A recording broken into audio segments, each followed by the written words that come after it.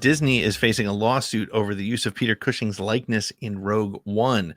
I don't think anybody saw this one coming. In a developing story, London-based Tyburn Film Productions is suing Disney over the use of Peter Cushing's likeness in Rogue One, a Star Wars story. According to the Telegraph, Tyburn claims a contract made with Cushing before his death gave them the right to veto any recreations of his image through special effects. They argue Disney and Lucasfilm violated that agreement when Cushing's character Grand Moff Tarkin appeared in the 2016 film. Despite Disney securing approval from the Cushing estate, Tyburn maintains that its own contract with the actor dating back to 1977 takes precedence. The case will proceed to a full factual inquiry through a high court judge and has expressed doubts over the likelihood of success. This case comes amidst growing controversy over the use of visual effects and AI to recreate deceased actors, with similar scrutiny recently directed at Alien Romulus for its use of Ian Holmes' likeness. The issue is also central to the ongoing SAG-AFTRA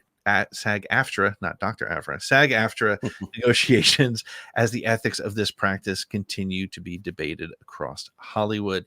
Nick, any thoughts on this one? It's very fascinating, and I listened you sent me the story earlier this week and read through it.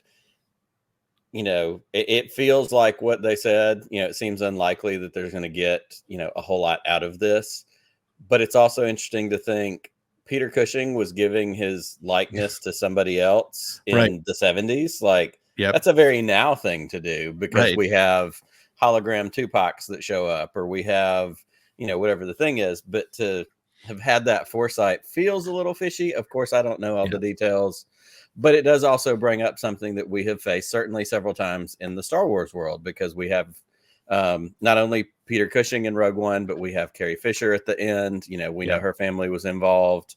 We have, and of course, Mark Hamill's still alive, but we have computer usages of Mark Hamill in Mandalorian. The one that feels very pressing or prescient right now is James Earl Jones died this week, and that voice is so iconic and central to a specific character. Now, there's been other actors, especially in animation. It hasn't been, this isn't an Anthony Daniels situation. It's not all James Earl Jones all the time. But also his estate has set up and has had an agreement for several years, if I understand correctly, with Lucasfilm, the ability to use that voice going forward for projects that may come up in ways that Darth Vader may be used. So it's a very modern thing, to have those agreements in place. It feels a little bit opportunistic from whoever this person is to also, because Rogue One has been out, 8 years, 9 years.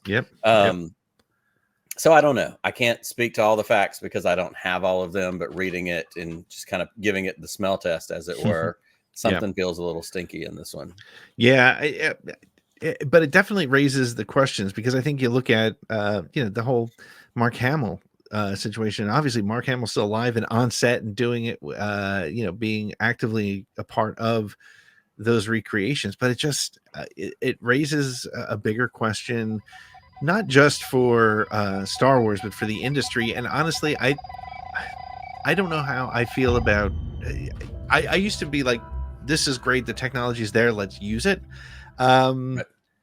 But we have to be prepared for walking away from those original actors for various reasons, and let it take on a new life, I think. And I wondered, is this one different because it's somebody's face, where James Earl Jones is a voice with a masked character?